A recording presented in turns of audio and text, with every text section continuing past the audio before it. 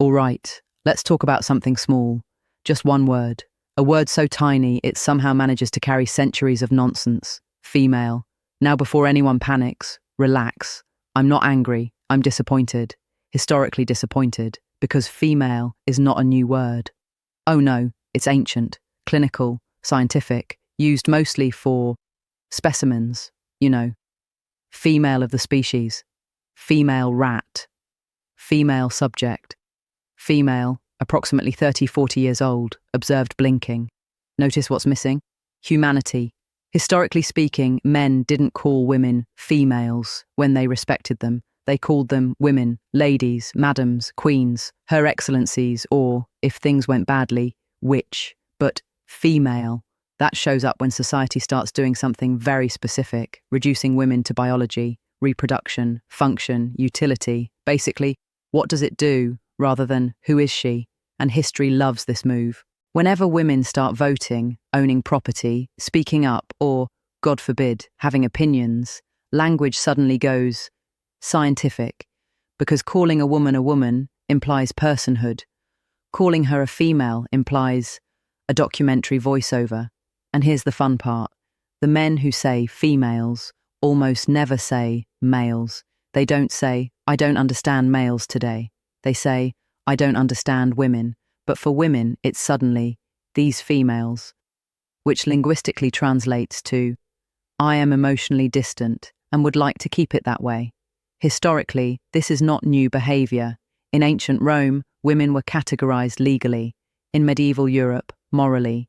In the 1800s, medically. In the 1900s, psychologically. And today, podcast ed, progress. Now let me be clear, biology is real, sex exists, science is great, but language matters, because words don't just describe reality, they reveal attitude. If you say female, like you're narrating a wildlife special, I observed the female responding emotionally. You're not being factual, you're being afraid of intimacy, and history would like you to know. That's adorable, and very old.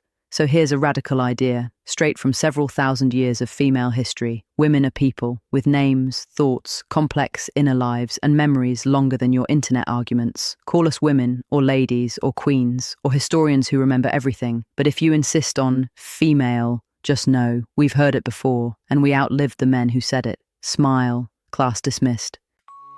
She is the quiet before the storm, the reason the world keeps being born. Not loud by force, but strong by choice. History moves when she finds her voice. She carries time in the palms of her hands, builds whole futures from broken plans. Every step she takes rewrites the way, proves tomorrow starts today. She is the fire that doesn't burn out, the truth inside every honest doubt. When the room says wait, she says why, and lifts the ceiling just to see the sky. She is patient, shaped like steel, soft enough to heal, strong enough to feel. Holds the weight no one sees, turns survival into grace with ease.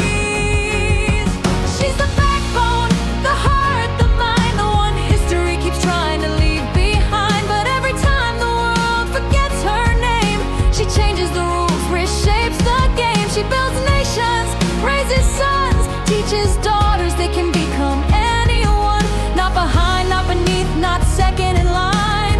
She is the measure of humankind. She cries when the night gets long, then wakes up and carries on. No crown required, no throne in sight. She rules simply by standing upright. She is science, art, and truth, the echo of wisdom, the spark of youth. If you ask who keeps us alive, look closer, it's always been she. She doesn't ask for a place to stand, she creates the ground, redraws the land. And if the world ever learns to see, it will rise on the strength of she.